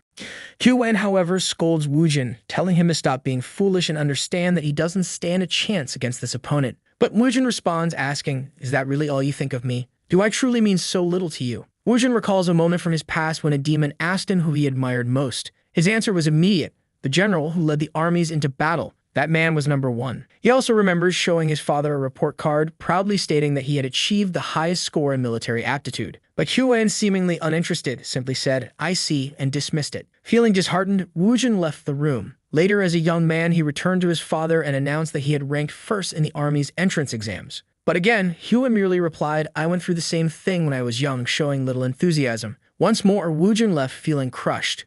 Years later, Wujin achieved the rank of lieutenant general and told his father about it. Yet Huan still seemed indifferent, prompting Wujin to shout, "Will I never earn your approval?" Back in the present, the human warrior looks impressed. As Wujin steps forward, Huan urgently tells him to retreat, warning that this is no ordinary opponent. But Wujin declares that it doesn't matter who he's facing, be it a god, demon, or Buddha. Anyone who sets foot on their territory must be executed. Huan tries once more to stop his son, thinking to himself that Wujin doesn't yet understand how powerful humans can be. Wujin, however, ignores him. He charges forward, shattering the human's sword and swiftly cutting down two soldiers. The human warrior, now visibly shaken, watches as his armor status displays broken. Wei Ming, observing from a distance, is stunned that Wujin eliminated two opponents with a single attack. Wujin remains silent, his presence commanding attention. The human warrior steels himself, remarking that this demon is unlike any other. He's right. Wujin takes to the air, an aura of power radiating from him. The human appears nervous as Wujin prepares an attack, green energy glowing in his hand. But it's not just an attack, it's a transformation. Wujin morphs into a massive purple dragon. Huan, watching in disbelief, wonders when this happened. When had his son surpassed him? A memory surfaces. After Wujin left the room with his report card, Huan had taken a moment to look at it. Seeing the perfect scores, he smiled, murmuring that he expected nothing less from his son. But when Wujin returned to retrieve the card, Huan quickly hid his pride, adopting his usual stoic demeanor. All Huan ever wanted was for his son to live a peaceful, ordinary life. He couldn't understand why Wujin was so fixated on joining the military. Later, when a subordinate informed Huan that Wujin had ranked first in the military exams, Huan was overjoyed, saying he always knew his son would achieve great success. The problem was that all of this went against Huan's plans. His servant had noticed that every time the name Wujin came up, it became harder to understand the general's feelings. We then see Huan sitting under a tree, beside a gravestone, lost in thought. It was his wife's grave. He wondered why he had fallen in love with someone so connected to the dangerous path of a soldier. Yet it was undeniable. His son was a genius. In the past, while Huan led battles on the front lines, his wife handled everything at home. But she had left too soon, and now he didn't know how to deal with Wujin. From the beginning, his plan had been for his son to lead an ordinary life, one of safety and peace. Back in the present, Huan realizes he was wrong. Wujing unleashes the dragon's breath. The human warrior attempts to shield himself, but the laser blasts straight at him, triggering a massive explosion. Wujing hovers silently in the air, observing. But as the smoke clears, the human stands unharmed, laughing. "Finally," he exclaims, "a demon willing to give me a real challenge." The human steps forward, declaring, "Now let's put on a real show." Tossing his blade behind him, he taunts that the fun is just beginning. Huan, however, looks terrified. He had seen diagrams of that weapon before. It was no ordinary sword. Wujing, unshaken, simply motions for the human to come at him. But suddenly, Huan throws himself in front of the human, trying to warn Wujing about the sword. However, the human doesn't wait. He strikes. Wujing freezes as everything behind him suddenly disappears. Huan knew it. This was the blade that could cut through anything. The entire castle begins to collapse, and a deep gash appears on Wujing's arm. Bingyi and the elder nearby call out his name in alarm. Huan steps forward and admits, "I've been wrong this whole time. I should have said it long ago. You are my greatest pride." Wujing, tears streaming down his face, watches as his father's arm falls to the ground. Huan had been wounded, but he smiles through the pain, telling Wujing that he is certain his son will become an exceptional warrior, perhaps the strongest general the demons will ever know. That's why, Huan says, Wujing must survive. The human standing before them wields the Abyss Blade, a weapon capable of killing even an SS rank being. Even if the entire Yun Kingdom united, they wouldn't stand a chance against this foe. Huan knows he has only one option left, his trump card, a secret he has kept for decades. To protect the kingdom of Yun, he would use absolute defense. Wujing recognizes this ability immediately and pleads with his father to stop. "Why are you sacrificing yourself like this?" he asks. But Huan activates the Wall of Life. This ability burns the user's own life force to create an indestructible barrier of flames. It boosts his defenses by 10,000 points. As the ability activates, Huan recalls holding a young Wujing in his arms, telling him he needed to grow up strong and healthy. To make that possible, Huan was willing to lay down his life to protect the entire kingdom of Yun. Suddenly, Weiming runs forward, grabbing Huan by the arm and urging him to retreat. But the human warrior laughs at their desperation. "You're joking, right? Trying to run away like this? That's just insulting," he sneers. "I'm not satisfied with this performance yet," the human says. "I want to see everyone's despair." But then a voice calls out from behind him, telling him not to rush. "We can't let this guy die so easily," the voice says. It's Lao Tai who steps forward, claiming that the demons have been protecting a demon core this whole time. Now he offers it to the humans in hopes of joining their army. A lightning bolt strikes the ground, and the human leader turns to Lao Tai, asking if this is true. Pointing the sword at Lao Tai's head, he demands, "Why should I trust you?" Lao Tai explains that the Qian clan has been guarding the demon core for generations. Even his ancient ancestors served the first demon king. Every demon king, Lao Tai continues, has 3 generals by their side. One skilled in magic and governance, one proficient in combat, and one a master of military strategy. But Lao Tai adds, "Our clan never relied on such skills to maintain our position. All we needed was the demon core." The core, he explains, is an artifact that contains the spiritual energy of the entire demon race. Only the blood of his ancestor could unlock its power, and only his clan could bless someone with its strength. The human leader admits he has heard of the demon core and acknowledges its immense power. But he asks, "Why have you been giving this to me? Do you think I'm an idiot?" Suddenly, Lao Tai's expression changes. He bows his head, apologizing. "I'm too weak," he admits. "All I want is to keep living." The cube-shaped core rolls across the ground as Lao Tai confesses that he has no potential. If he tried to use the core himself, he would die. Furthermore, the status of his family within the demon race has been declining, and that's why he seeks a new place among the humans. Bingyi steps forward, shouting at her uncle, "Have you gone insane? That man has slaughtered countless of our people." She points to the human leader, reminding Lao Tai that this very man beheaded his brother. The blonde human glances at the severed head nearby and nonchalantly kicks it toward Lao Tai. The head lands at his feet. Smirking, Lao Tai remarks, "That fool deserved it. Who told him to provoke someone stronger than him?" Understanding the difference in power is the foundation of nature. Humans or demons, it doesn't matter. Turning to the human leader, Lao Tai asks, "You agree?" The human laughs, amused by the betrayal. "Interesting," he says. "You really trusted me with something so important. Since you're so eager, I'll accept it." But then Lao Tai's expression shifts again. He covers his mouth, muttering something under his breath. "Prepare yourselves," he warns.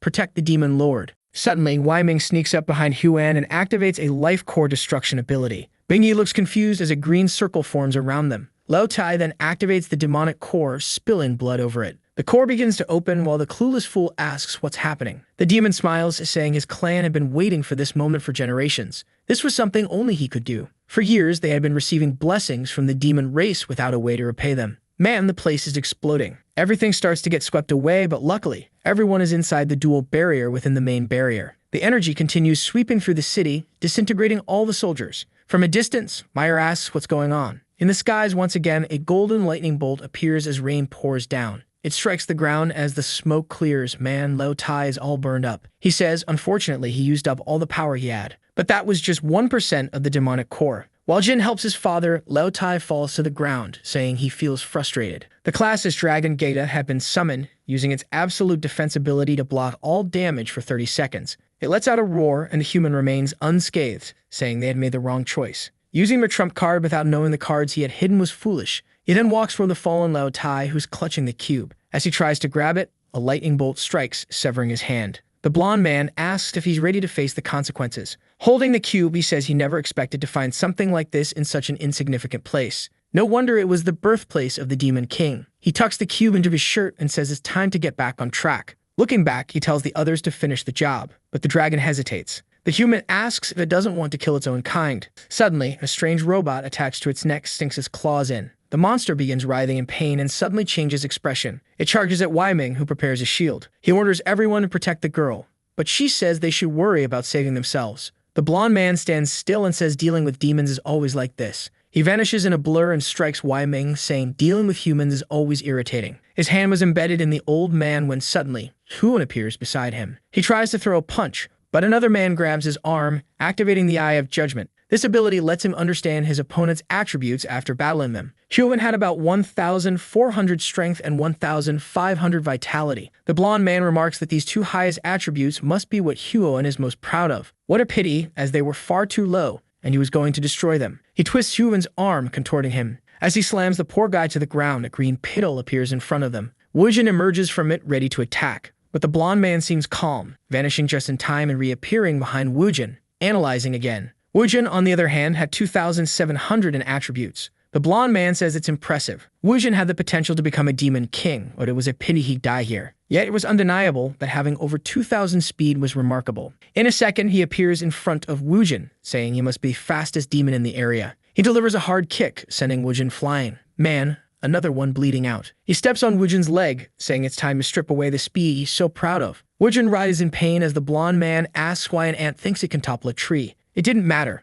No one here had attributes high enough to face him. Lightning begins striking the ground as everyone watches. A mass of shadows starts to emerge. This was an S-rank ability that allowed him to create copies of himself as long as he had enough energy. Slowly, Wei Ming starts getting up. A hand grabs Bingy by the mouth, and the man says he's always wondered, are demons really so weak, or why do they even exist? It was then that he began to understand. Man, why? He killed the kitten, for crying out loud. Oh no, someone has to kill this guy. Now's the time for our protagonist to show up and kill this son of a. The bastard says he now understands the value of their existence. Demons existed solely for his amusement. He lets her fall to the ground. Bingy, utterly broken yet strong, says there's no more hope. Man, she even takes another kick to the face. At that moment, Huan stands up, saying this time they had lost. But he alone would face death head-on. The human praises him, saying that even at the end, the kingdom's protector had such integrity. However, ending things like this would be less fun. He nods and Huan hears a scream. Turning around, he sees Wujin immobilized. The man asks if that isn't his son and says he'll spare Wujin's life if Huan kneels.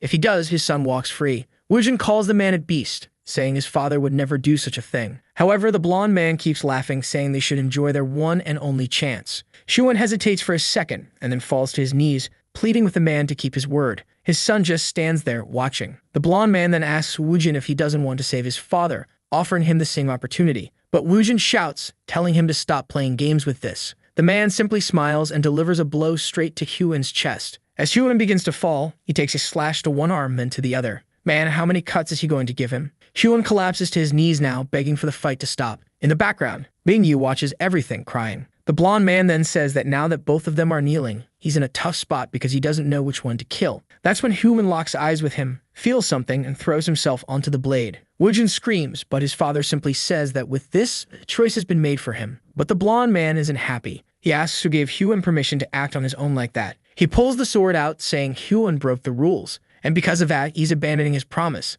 The game was about to restart. Wujin lunges toward him but gets struck in the chest. Bingy keeps calling out to him, everyone crying. I just want to know when Dongwoo will show up. It's been, what, 10 chapters since he disappeared. The blonde man then starts pulling a chain from the ground. Suddenly, everyone's hands are bound and are lifted into the air. Man, look at what this guy's done in the past. Someone please kill this guy already. Wujin gets struck in the stomach. The man says he's avoiding all vital points to ensure they'll endure as much pain as possible. He then calls for the dragon to approach. Placing the sword on his shoulder, he declares it's time for the final celebration. He orders someone to summon Vice Commander Bao Li, saying Bao Lai must be tired of playing by now. But the person on the other end of the line responds, saying he's gotten quite bold. The blonde man asks who's speaking and where Bao Lai is. Someone behind him shouts that Bao Lai is right there. He turns around and Dongwu has finally arrived with his rank as team of 7. Dongwu says he's seen enough of this situation. He didn't expect the man to stoop so low in his quest for power. Dongwu blames himself for letting things get this bad for the people. But this was something he should have known. A beast will always be a beast. For all the crimes the man has committed, he deserves to be executed slowly. The blonde man scoffs, calling Dongwu another piece of trash. He disappears from the dragon's side, saying he'll finish this quickly, and is already in front of Dongwu, smiling. But then he takes a punch to the face so hard it breaks his glasses, unable to even calculate the force.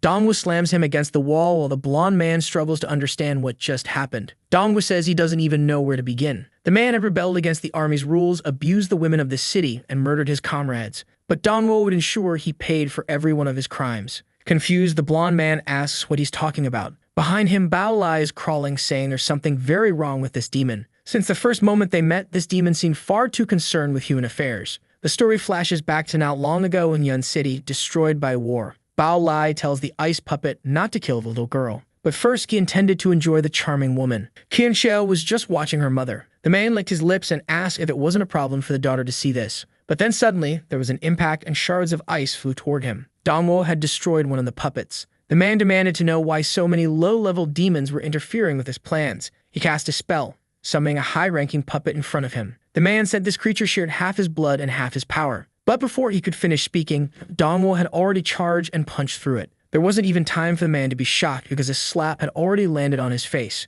By killing another enemy of the human realm, Dongwu gained 500,000 experience points. Additionally, he acquired a copying ability that allowed him to replace one of his skills with one from someone he killed. Dongwu then tells the man it's time to come clean. He wants to know what happened to his army. After much pressure, Bao Lai reveals the truth. The former army captain was named Xia Feng Liao. They used a banquet as an opportunity to execute their plan. The plan involved using the vice captain to kill Xia Feng Liao. But even after torturing the man, he refused to betray the captain. When others arrived to witness the scene, the vice captain only said Xia Feng Liao was there. He fled with a dagger as soon as they approached. He barely managed to save Huan, but this event painted him as a traitor to the army. With that, they launched an attack to depose him. With most of the army on their side, it was extremely easy. It was also during this time that they acquired that sword. With his father's influence, Xin Jibio became the supreme commander. Back in the present, Bao Li questions why the boy is so interested in all this. Dongwu simply asks why no one resisted or questioned anything. Bao Lai explains that they already knew who might resist,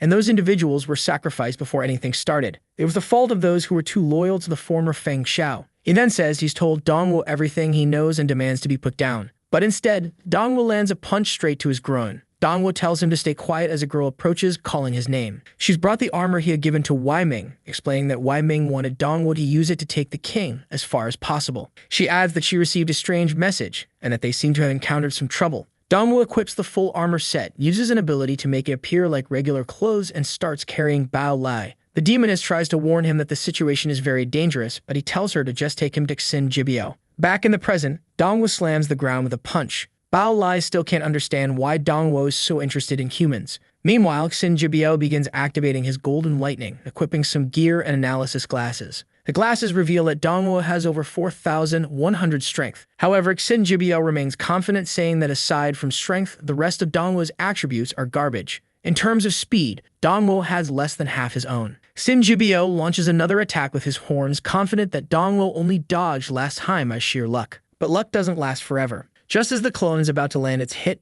Dongwu vanishes and punches one of them in the face, sending it flying. Jibio can't comprehend how Dongwu is faster with lower attributes. Obviously, the real Jibio is hiding behind the dragon, confident that based on what he's seen with the glasses, it's impossible for Dongwu to win. The issue is that the clones theoretically share attributes very close to his. Not to mention, Dongwu's opportunity attributes seemed to be 0. Something was clearly off. We then see Jibio's stats. Over 5,400 strength, made possible, of course, by the sword he's carrying. With his extra speed, it should be impossible for him to lose. The plan is to attack one more time to figure out what's going on. He prepares a stealthy strike, but ends up taking another punch to the face. While the clone gets beaten, Jibio wonders what Dongwu is hiding. Dongwu remarks that Jibio seems overly confident for someone so weak. The reason Jibio can't figure it out is that Dongwu has the title of Demon King. All of his attributes are tripled but can't be detected. Still, Jibio unleashes another sequence of lightning bolts, refusing to believe it. But Dongwo keeps dodging, landing a punch to the ribs, a kick to the stomach, and another heavy punch to the face. The fool falls to the ground, and Dongwo glances to the side. Jibio stops and mutters that Dongwo can't possibly be this fast. But Dongwo is already behind him, slamming him into the ground. Realizing he can't win in a direct fight, Jibio threatens Dongwo, saying he has his chief's life in his hands. If Dongwo isn't careful, she'll die at any moment. Wujin, standing nearby, asks if that's his solution when he can't beat his enemy. Jibio ignores him, wrapping a chain around her neck. But Dongwo walks forward calmly, saying that tactic is outdated. Jibio shouts that if Dongwo takes another step, everyone there will die. He tightens the chain, choking Wujin, and everyone else bound. Turning to Dongwo, Jibio asks if he isn't supposed to be a capable demon. He pulls the chain tighter, declaring that in the end, Dongwo is just a person. Even if Dongwo saves one of them, he'll kill the other. The choice is his. Dongwo clenches his fists and rushes toward him. Jibio is startled that Dongwo is really coming at him. Wujin tells Dongwo to save the demon lord. Dongwo keeps advancing and shoves his fingers into the clone's face, sending it crashing to the ground like trash. Wujin asks why Dongwo saved him instead of Bingyi. But Dongwo tells him to take another look, explaining that he wasn't going to save just one. He had stolen Bao Li's puppet creation ability and used it to save her. He then commands the golem to protect everyone there. They start freeing everyone while Bao Li stammers, asking how this is possible. That was his ability. When did Dongwo learn it? As far as Bao Li knew, it was completely unique. Suddenly, one of Jibio's clones attacks the puppet from behind. But the puppet effortlessly lands a punch, sending it crashing to the ground. It's revealed that this is how Dongwo defeated Bao Li and decided to copy his ability. Jibio realizes that Dongwo having this skill is entirely his fault. Strangely, this ability came from the demon cavern. While powerful, it has two weaknesses. First, it requires water nearby to activate. Second, creating the golem consumes a significant amount of blood. If the golem is as strong as Dongwo, he must have used nearly all his blood. This means the real Dongwo is currently weak. Jibio yells for the captain to ignore the golems and attack the original body. He believes Dongwo is bluffing and one hit could end everything. Dongwo stands still silent. Once again, the attack comes from behind. The blow seems to land perfectly and Jibio even celebrates, declaring he's finally won. But Dongwo simply tells him to keep going. Confused, Jibio looks back and asks how Dongwo is still alive when he was on the brink of death. Before Dongwo can respond, Jibio launches another attack. Each strike, however, only deals between 100 and 300 damage. Dongwo merely asks if this is the best Jibio can do. Once again, Jibio activates his analysis ability. That's when he notices that Dongwo's health bar is still full. Worse yet, the health and status bars are the least of his concerns. What's truly strange is that this boy has an entirely different aura. Dongwo pulls out a massive blue sword and asks if Jibio has already used all his attacks. Jibio begins to panic, realizing that if he doesn't find a solution, he might actually die today. Suddenly, as the dragon stomps on the ground, it shoots upward like lightning. Jibio seems to find solace, thanking the heavens for being on his side. With enough lightning in the skies, he could continue creating infinite clones. But Dongwo activates the Blood Ice Golem ability again, announcing that he'll leave those clones to the golems. The golems keep an eye on the battered group, and it's clear that Kyuan has lost both his arms. Lying on the ground, Bao Li mutters that he should have realized from the moment Dongwo appeared why he was so invested in humans. He wonders how Dongwo knows so much about the army and the captain. Dongwo responds that in a storm, lightning isn't the only element present. He begins summoning more golems, declaring that now he has a continuous water source. Even if Jibio believes Dongwo's stats are lower, invoking this legion would prove otherwise. The dragon stands still as the clones battle the army. Jibio looks at the creature, asking why it isn't moving. That's when Dongwo suddenly appears beside him, activating a celestial transformation in his hand and delivering another punch to Jibio's face. Dongwo tells him that it's taken long enough, but this war is about to end. Once again, Jibio substitutes himself to survive. He has realized that in a direct confrontation, there's no way he can win. However, he's starting to understand the boy's ability. Dongwo has incredibly high regeneration, but every attack causes him to lose blood. Jibio's plan is to use his SSS-ranked weapon's energy storage ability. Once it's fully charged, he can cut Dongwo in half with a single strike. All he has to do is keep stalling for as long as possible. But then one of the ice clones sneaks up from behind and stabs him in the chest. Jibio writhes in pain, activating his electricity. Apparently, he becomes lightning itself, jumping from one clone to another and escaping. However, the damage had already been dealt to his main body. Amusingly, after taking the hit, Jibio claims he can swap places with his clones, so he's not in danger. Sure thing, buddy. It seems like you might be in danger. Bao Li, who seems to have an IQ of 16, finally begins to understand the captain's plans. He's confident the captain will win since the golems are limited by time. Jibio smirks, saying it doesn't matter what Dongwo does, he will never kill him. That's when Dongwo immobilizes a clone and asks, "Who's on trying to kill this guy?" He's made it very clear that this man must pay for his crimes with the slowest death possible. Jibio continues to demand his release, remembering how, as a child, he also claimed he didn't want things to die too easily. Dongwo tells him that every clone is still a part of him. This means the pain the clones experience always returns to him. Exhausted, Jibio wonders how Dongwo knows this. Dongwo begins listing every crime Jibio has committed, stating that none of it would be resolved with a simple death. He crushes a clone's head, causing Jibio to writhe in agony. The ice creatures continue tearing apart the rest of the clones.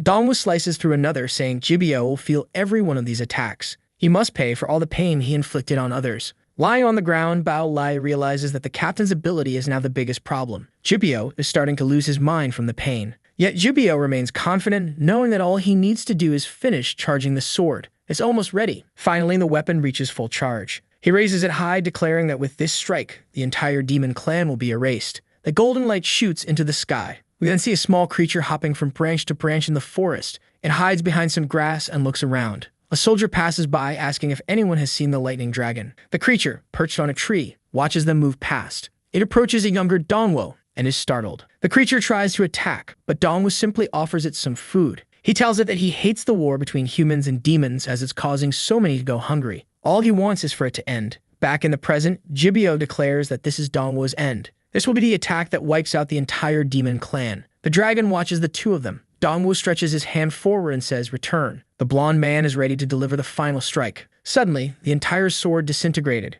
It flew through the air and reassembled directly in Dongwo's hand. He said, "Now it's finally back with its rightful owner." The clueless Jibio was utterly confused. Everything he had endured was to wield this sword. So what happened? Dongwo simply thanked him for helping recharge the sword. As he approached Jibio, he raised the sword, creating a tornado around him. The clones began to evaporate and a sphere of energy formed around them. The force was so immense that even the skies cleared. From the ground, Bao Lai murmured that he had always known it was him. The dragon looked at Dongwo and said, "Now you're truly back." Man, was that little creature from the forest the same monster now? Look at the resemblance between our boy as a human and as a demon. Jibio was still completely baffled by what was happening. Most of the clones started to dissipate and the black clouds and energy began to fade. Jibio found himself on his knees surrounded by all the creatures. The sword stopped beside him and Dongwo declared that the war was over. We flash back to the Sacred Kingdom 2 years earlier. Someone pointed out asking if they saw the demon fall. A younger Dongwo replied saying to bring it back. The names in the descriptions seemed all mixed up, but trust me, it was Dongwo. He asked if she was mad about bringing the demon in her mouth, saying it made her look like a dog. Then he said he knew very well what the demon liked to be called. He patted its back, calling it his best friend.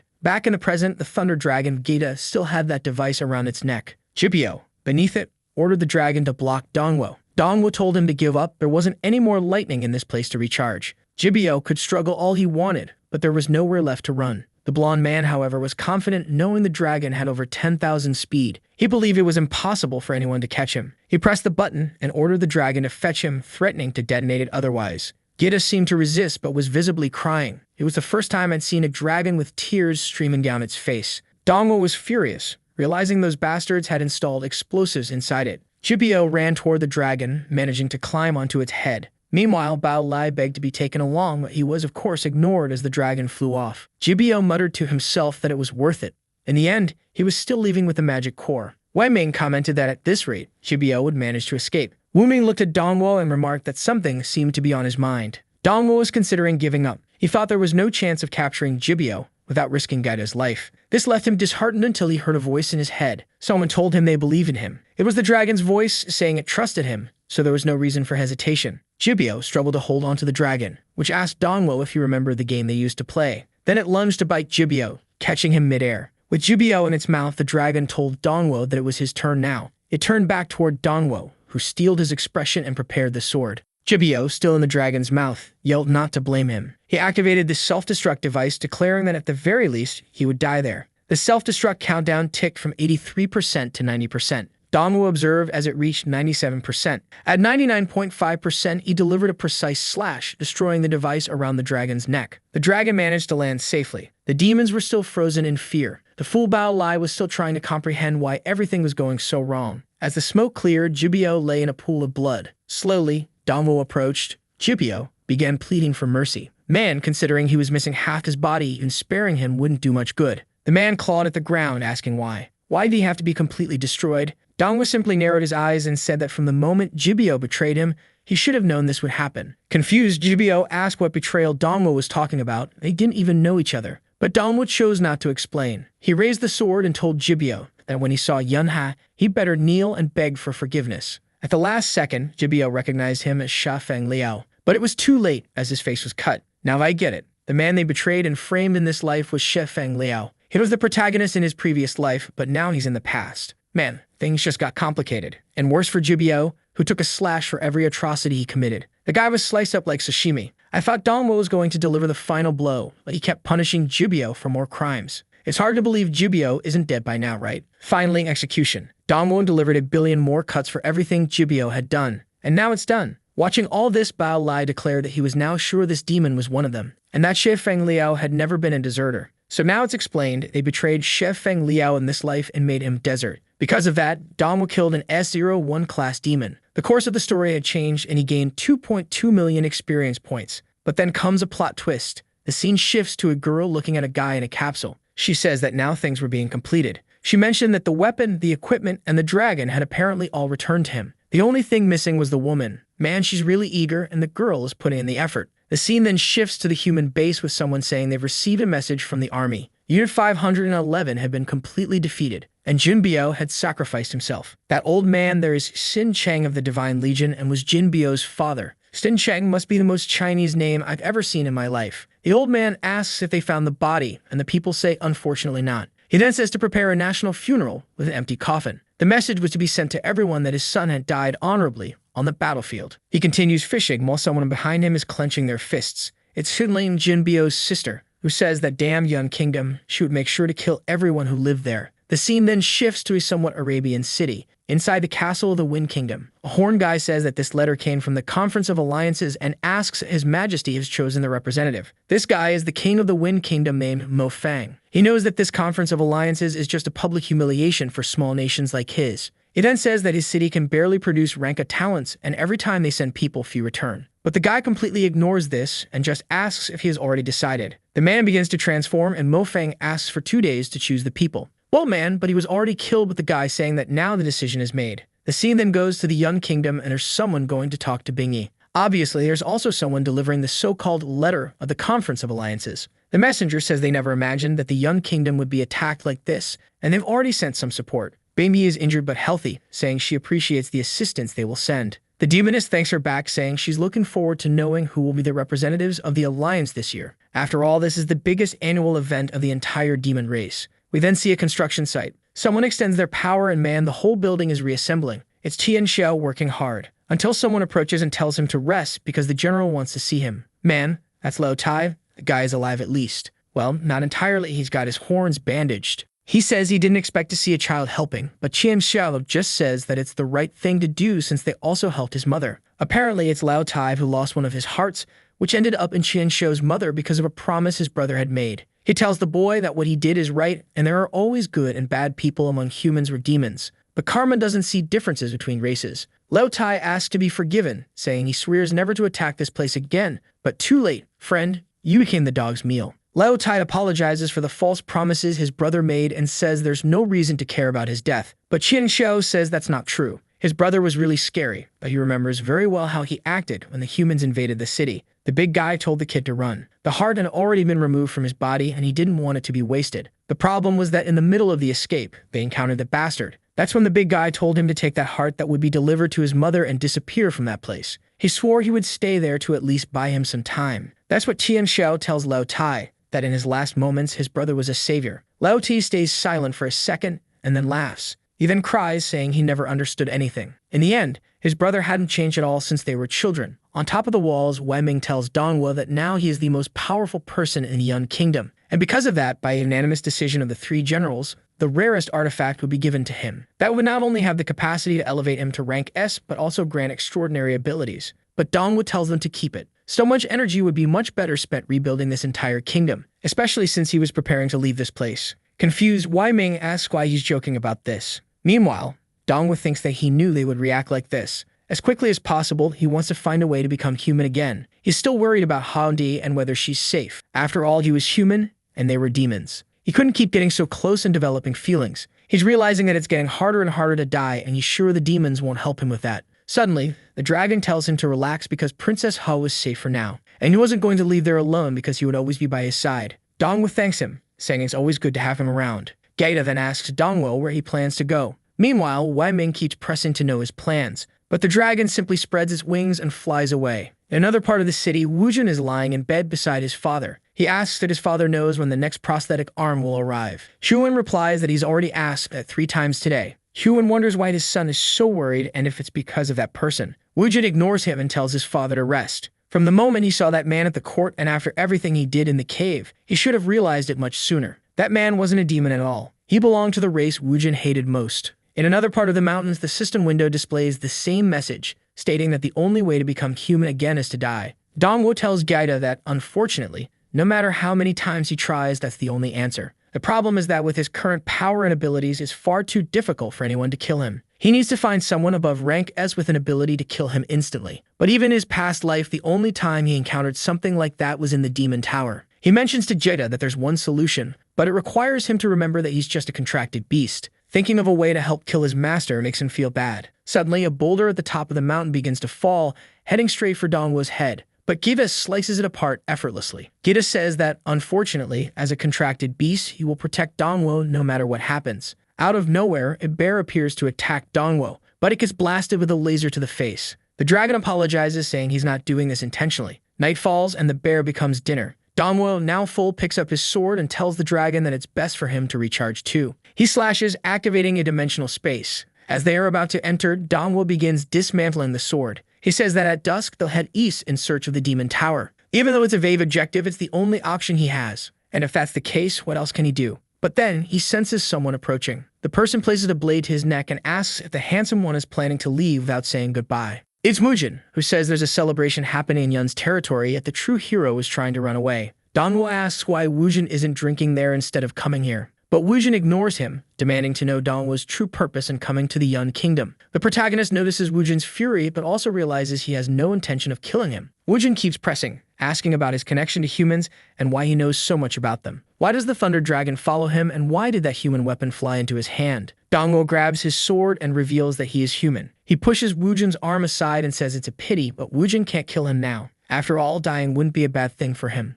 Wujin responds that he's noticed Dongwo is always seeking death and doesn't understand why. From the trouble with his father to the events in the cave, Wujin doesn't get why Dongwo wants this. Dongwo reveals that dying is the only way for him to return to being human, which he originally was, though strangely he ended up in this demon body. Wujin then asks why Dongwo killed that human captain if he didn't need to save anyone. He could have simply died at the hands of that man and thus returned to being human. A human army would have won, and Dongwo probably would have gotten what he wanted. Wujin has a point. It's true. But Dongwo replies that it's not about the side he's on, but about the things he believes in. He couldn't tolerate something as evil as that. Wujin releases Dongwo's neck and says it's humans who keep bringing misery to their territory, bringing death and destruction, and they even killed his mother. That's why he hates humans and believes they all deserve to die, and Dongwo deserves to die along with them. But deep down, he really hoped Dongwo was still a demon. The dragon tells Dongwo that he can feel Wujin seeking a bit of comfort, but Dongwo remains cold, simply saying he's leaving. The dragon asks if he's really not going to say anything, but Dongwo says he can't form any connections. That's when Wujin reveals that in a week, there will be the Alliance Tournament, the most important competition among the 18 demon nations. A battle where each nation must send 2 demons, and obviously the strongest will appear, including numerous S-class demons. If Dongwo truly wanted to die that much, this would be a perfect opportunity. Even though he's the strongest in the Yun Kingdom, he shouldn't underestimate the entire demon race. Dongwo seems intrigued and asks if participants in this tournament can really kill each other. Wujin confirms, saying that the participants have no fear of death because they carry the pride of their nation. Obviously, in Yun's current state, no one wants to risk their life. And that's why the Demon Lord allowed both of them to participate. Wujin was going to help Dongwo come up with a strategy to die. However, the Demon King couldn't let anyone else kill him. Only Wujin could deliver the final blow when the time came. Dongwo stayed silent but immediately agreed. It was exactly what he wanted. Wujin explained that the Demon Alliance was composed of 18 kingdoms. That was said that the world's powers came from mysterious regions, and currently, the demons controlled 2 of them. The Alliance gathering served 2 purposes: to bring all the leaders to one place and to determine the leader of the entire Demon Alliance. The method for this was the tournament, held once every 3 years. The demon world was fair. Whoever was strongest reigned supreme. Only the victor of the final battle could lead the demon race. But obviously, it was also a stage for the strong kingdoms to showcase their power. Bingmi explained that the beauty of the tournament had faded. Now all the kingdoms that participated were full of schemes, only attending for their own interests. To guarantee victory, they sent the most ruthless demons and used the lowest methods. So much so that in the last tournament, only 5 of the 36 participants survived. Of course, none of the demons sent by the young kingdom returned alive. She said it wasn't too late for them to back out. She could write a letter ensuring they wouldn't participate. But upon looking, the 2 had already disappeared. Poor Bingy, they were already gone. Dongwo was looking out the window of the airship, seeing the Flame Kingdom for the first time. The airship was futuristic but was being carried by the dragon, combining nature and technology perfectly. We then see the capital of the Flame City known as Beiji. Bingy mentioned how much the place had changed in just a few years. She said they should check in quickly since there was going to be a banquet that night. But once again, the 2 had disappeared. Dongwo was intrigued by the exotic fruits around. Meanwhile, Wujin swore to himself that he would deliver the final blow. Wujin was eyeing a shop while Dongwo was more interested in legendary fruits. The vendor explained that the fruit was cultivated in demonic fields and had instant recovery effects. It was an extremely rare item known as watermelon. Wujin, on the other hand, was amazed that a street shop had so many ranked weapons, while the young kingdom had to use secret factories to produce special weapons. The shopkeeper chimed in, commenting about the young kingdom, saying it couldn't even compare to the Flame Kingdom. The Flame Kingdom had more power, resources, a stronger economy, and much larger land. He asked if Dongwo was there to watch the tournament. Dongwo was about to say yes, but before he could answer, a girl next to him made a noise. This was one of the competitors from the Yu Kingdom. Young Kingdom adds an N, remember? Xiang Lin commented that the Yu Kingdom must have run out of talent if they were sending someone like him. Wujin was furious, but the girl simply turned to the vendor, ordering him to pack all the ranked items and send them to the Xianbala Hotel. She handed him the money and said she was looking forward to seeing if the Yu Kingdom could surprise anyone this year.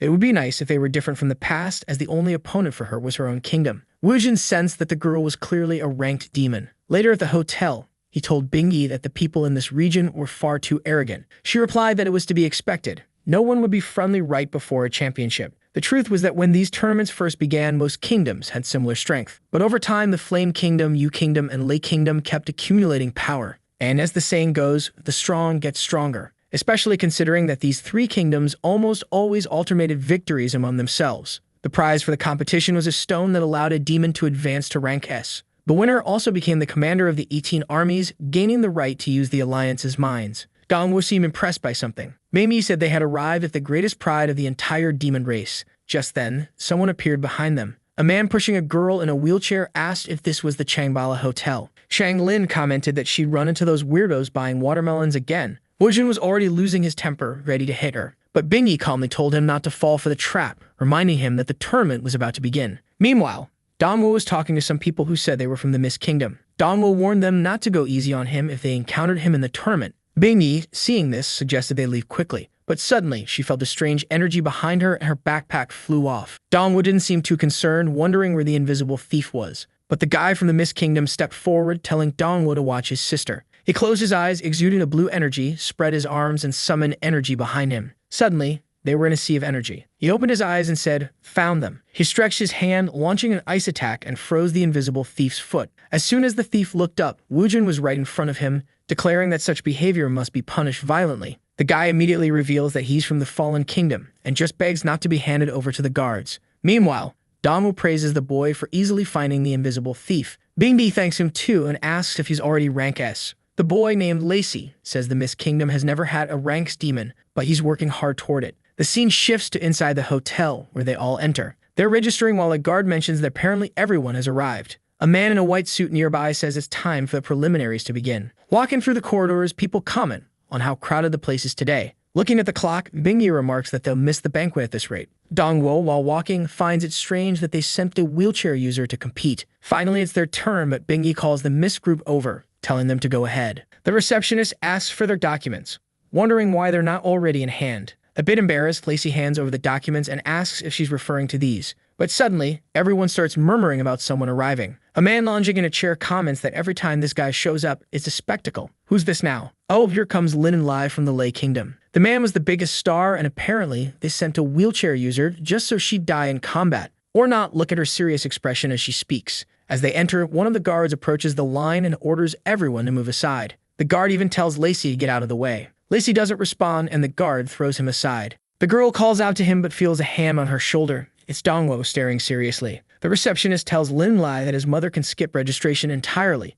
Lin Lai replies, telling his siblings to escort his mother while he handles the check-in. And out of nowhere, he's hit by Dongwo. As he stumbles into the arms of the guards, Dongwo picks up Lacey's sister and places her back in line, declaring that they would go first. The receptionist is utterly confused, unsure what to do. Meanwhile, the man in the white suit is eagerly anticipating the show. The problem is that Dongwo has taken a risk, forgetting the title Lin Lai holds, the most powerful of all demons. Lin Li asks if he was really pushed. He approaches Dongwo, commenting on his bravery. But Dongwo completely ignores him, only asking the receptionist if there's an issue with the documents. Lin Li places a hand on Dongwo's shoulder and asks if he can't hear him speaking. Clearly, Lin Lai is exerting a tremendous force, but nothing is happening. Wujin mutters that Dongwo should rip his hand off. Lin Li pauses for a moment and lets out a Joker-style laugh. Even Wujin feels the pressure. Lin Lai, now excited, says he admires Dongwo's courage. He finds his power fascinating and can't wait to see his abilities. But suddenly, someone raises a hand, asking Mr. Lin not to do this, as he would be disqualified. It's a short demon who declares that Lin Lai is a super VIP and doesn't even need to be in the common registration area. Lin Lai should already be in the luxurious suites and shouldn't concern himself with these lowly people. After all, the common quarters are only for smaller kingdoms. Lin Lai retreats, saying he understands, and bids farewell to the two, stating that the competition awaits. Wujin approaches the receptionist, asking how long they'll have to wait. A demon from Aoklingo steps forward, saying he'll handle it. He asks if Lacey's card is valid and informs him that the girl beside him isn't authorized to check in. Lacey protests, saying it doesn't make sense since the invitation allowed him to bring a family guest. But the demon dismisses him, claiming there's no proof she's his family. He also mentions that the rooms are nearly full. Dongwo begins to notice how much harder everything is for the lower-ranked kingdoms. Jin grabs the demon by the neck, reminding him that they are invited participants and should be treated with respect. But the demon tells him to let go, warning that Jin isn't competing and could cause their team to be disqualified. Reluctantly, Jin releases him. The demon sneers, saying kingdoms like Yun and the Mist Kingdom should never have joined the alliance. It's ridiculous for them to demand to be treated as important people. But Bingmi intervenes, stating that everyone there is overestimating themselves. Suddenly, the demon explodes in rage, calling them a bunch of filthy farmers who only came to steal food and drink. Jin grabs the demon's mouth and begins lifting him, pulling him by the neck. But Bingmi steps in, tossing him aside. She declares that coming to this place and experiencing everything for free is a great blessing. However, that doesn't mean they should be treated differently. She slams the demon to the ground, proclaiming that as the current lord of Yun, she will not allow her citizens to be humiliated. She is a descendant of Liu Yun and was present at the formation of the 18 nations. What the demon just said now gives her the right to give a like in this video that helps Mamoru make more juicy content for his viewers. Activate the cheeky little bell, and I'm out.